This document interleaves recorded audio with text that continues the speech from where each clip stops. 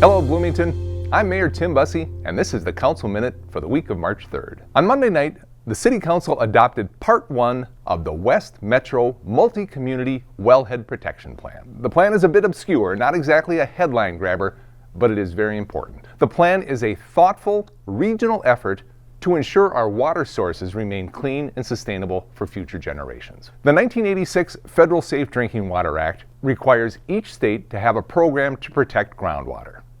Consequently, the Minnesota Wellhead Protection Program requires cities to develop and implement a plan to protect drinking water sources.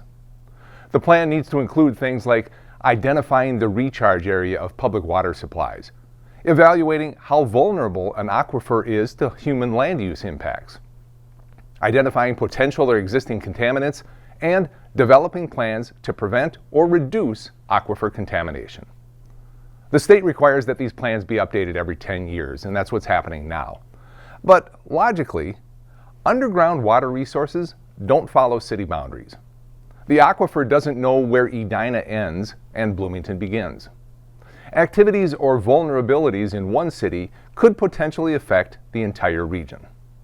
So, city staff in Bloomington, Chanhassen, Eden Prairie, Edina, Hopkins, Minnetonka, Richfield, and St. Louis Park are working together to create a comprehensive strategy that encompasses the region, the West Metro Multi-Community Wellhead Protection Plan. Part 1 of the plan, which was approved on Monday, focuses on data collection and analysis to identify wellhead protection areas. It studies our drinking water supply management and assesses vulnerabilities in the system. Part 2 of the plan, which will be rolled out in the coming months, will shift to implementation, identifying potential contaminant sources, setting goals, and developing emergency water supply strategies.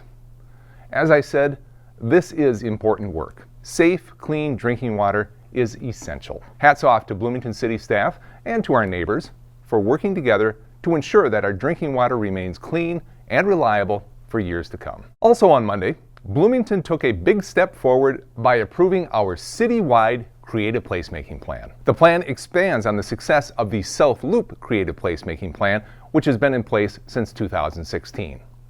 Now, we're extending these efforts citywide to ensure that every neighborhood across the city benefits. Creative placemaking integrates art, culture, and design activities into efforts that strengthen communities. Creative placemaking builds partnerships, it engages the community, activates artists and designers, and boosts the local economy. It includes public space activities like murals, performances, and public art. The citywide plan prioritizes high-impact public spaces and makes sure that activities align with existing community efforts and city projects. Examples include projects that will be part of the Bloomington Ice Garden renovation, the 9 Mile Creek restoration, and the work underway at Bryant and Tretbaugh Parks. Using data and mapping, areas most in need of creative placemaking have been identified to make sure that resources are distributed equitably.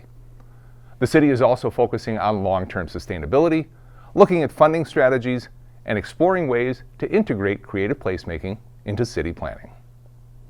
Bloomington is recognized nationally as a leader in the realm of creative placemaking.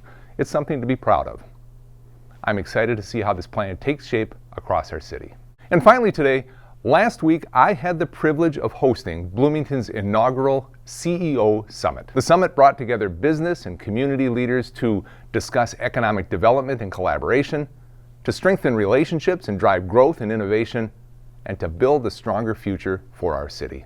Executives from companies like Health Partners, Seagate, Toro, Ziegler Cat, and Mall of America joined us to talk about key initiatives, recent developments, and strategies to attract talent and expand business. Attendees shared how valuable this event was for networking and collaboration, and I couldn't agree more. We also took the opportunity to share the Bloomington Port Authority's new 5-year economic development plan. The plan is bold, it's innovative, and it sets an exciting framework for the port, the city, and our Bloomington business community. Last week's meeting was just the beginning. We plan to keep this conversation going with future summits and ongoing engagement. For more information on our economic development efforts in Bloomington, visit blm.mn/port. That wraps up this week's Council Minute. Thank you so much for tuning in. Until next time, stay safe, Bloomington.